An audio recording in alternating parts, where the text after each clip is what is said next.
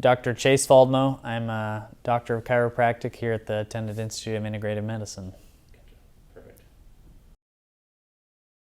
There's toxins everywhere, and toxins affect the body negatively. They cause your cells to not work like we want them to, and a lot of practitioners in this day and age are trying to address toxins by throwing nets at them in hopes of getting rid of the right ones. But that doesn't always work. And so what I found is you need to be real specific, because it's specific toxins that affect people's bodies. And that's what you need to go for. So my method for addressing toxicity helps find those specific toxins that are affecting you. And what we do is we're able to clear them so that you can have a strong foundation for healing. So commonly people are using what we call chemistry when they address toxins, whether they give you something like something to take orally or give you a shot or an IV. I'm working at the physics level of addressing toxicity. So every toxin has its own frequency it runs under. I've been able to get the antidote frequencies specific to those toxins, and we're able to use new energy called scalar energy to apply those antidote frequencies into the bottle so that it deactivates the toxin in the body. So I have over 400 bottles of what I call digitized frequencies. So we got specific frequencies in each bottle. That's the antidote to specific toxins. And I use something called scalar energy. The scalar energy is amazing. Ancient Egyptians, they theorize, used it.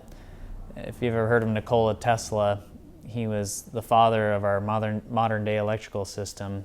He used scalar energy, and it's a different waveform. Most people nowadays are using electromagnetic energy, typical sinusoidal wave like this. Scalar energy is different. It's more of a vortex, an implosion.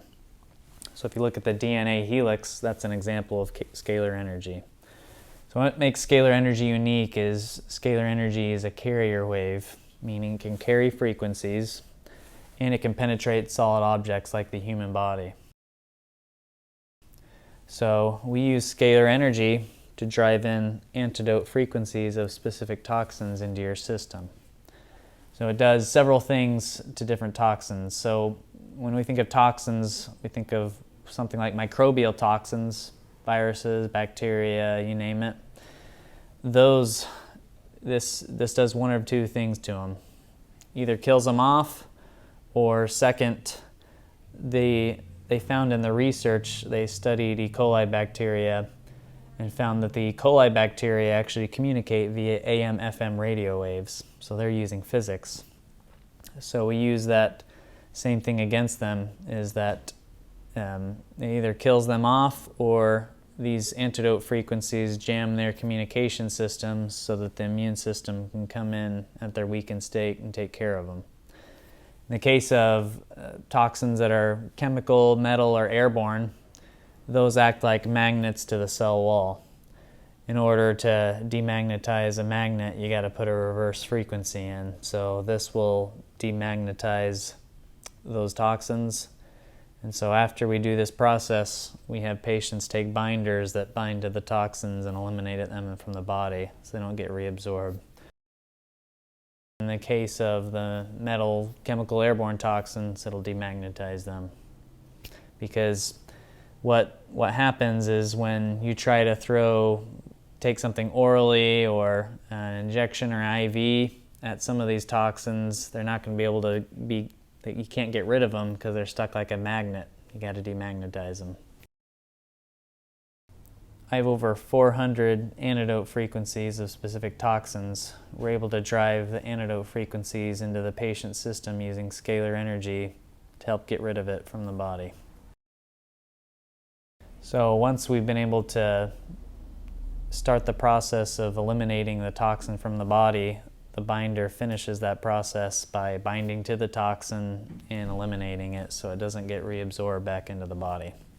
Well, there's several pathways that toxins take to be eliminated. Some toxins are eliminated through the skin when you sweat or through a rash, you name it. Some are urinated out.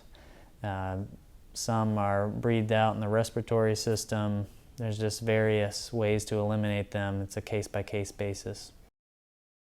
Some of these toxins, it's not only the frequency that's caused you to be sick, but their cell walls or what they're made of will affect the body.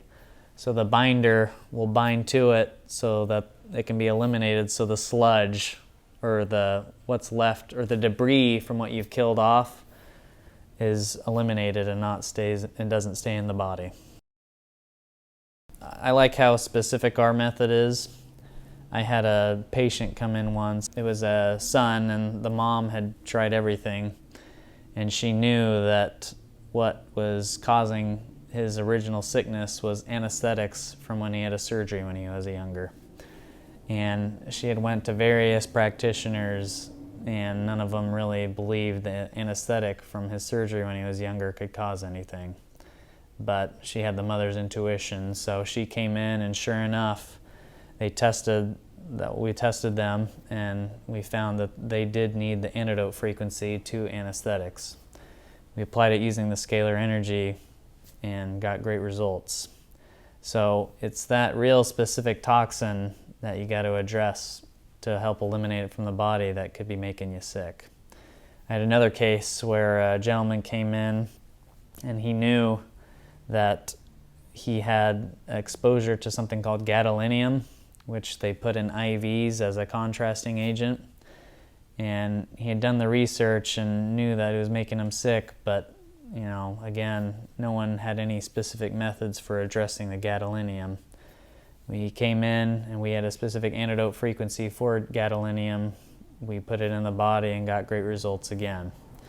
And what's beautiful about this whole process is, again, we get real specific. You got to be specific to address some of these toxins. You can't just cast a net in hopes of catching him. So that's what makes this method so effective. And what also makes it great is that many patients come in already knowing what has affected them because they experienced it and no one else really listens. I'm here to help listen to you to get your full side of the story so we can address all the toxins in your body. Well, it's a case-by-case basis. Certain conditions that come in, there's certain toxins you typically see indicated in it. So an example is patients that come in with macular degeneration. I've often found that they have herpetic 6 virus. When I say herpetic virus, an example of a herpetic virus is chickenpox or shingles. And so there's different classes of herpetic viruses, but macular degeneration patients often have herpes 6. In the case of patients with diabetes, I often see they have a Toxicity virus in them. With patients with glaucoma, I often see they have H. pylori. So there's different diseases where different toxins tend to show up in. But it's also a thing that you got to look at patient history. If I had a patient where they lived next to a petrochemical plant, and that's what I tested them for, and when you start eliminating it, you could smell petrochemicals in the room. So it's a history, where a patient comes from, where they worked, what diseases they come in with. It's a mix. So I use a method called Evaluative Kinesiology. So the body will really tell you what it really needs. So with Evaluative Kinesiology, it helps verify what the body needs and if a patient's ready for it. So other people call it muscle testing. So the body has a polarity to it, meaning different parts have plus and minuses, but you can test their muscles and then give them the antidote frequency, have them hold on to it, and if their muscle's strong to the antidote frequency, their body needs it. If their muscles go weak with the frequency, it's one of two things. Their body doesn't need it or their body's not ready for it. We use something called an Oligoscan. So the Oligoscan will only test for heavy metals, but heavy metals actually, each of them has their own frequency. And so this is an old technology called emission spectrophotometry. And with this technology, what happened was it was originally discovered by NASA, actually. When NASA went and studied all the planets, they wanted to figure out what metals and minerals those planets had, and they couldn't do it up close because they didn't have anything physically there, and they wanted to figure out a way to do it from a distance, so they used this technology called emission spectrophotometry. And each metal or mineral has its own frequencies, they're able to find that. So there's this company that developed the Oligoscan where you can read it from the skin, and it tells you what metals are in you and how much. That's another piece of information we use when addressing toxicity. Emission spectrophotometry, it's a device where they take it and they measure certain parts of your hand. It's the most accurate measurement because, again, it's reading the frequencies of the metal and how much is in you. The reason that's the most accurate is that most practitioners nowadays are using maybe blood test or chelation test or hair sample test for checking for heavy metals, but those aren't always as accurate because those will tell you the extracellular toxicity. Another reason is blood tests aren't as accurate is that heavy metals go in your system, they're in your blood about 24 hours, and then they're molecularly heavy. They sink into your deep tissues. So a blood test will tell you if you had a recent or acute exposure, but it won't tell you chronic or long-term exposures or exposures you had in the past. What's nice about this technology, the Oligoscan, is that, again, it reads the frequency, whereas these other tests, it'll only read the metals outside the cell. This will look for metals outside and inside the cell. I'm trying to look for the root cause of things. I want to give you the tools that you can use so that you don't depend on me, but that you can get well on your own. And often there's many root causes people don't realize are causing abnormal posture or movement.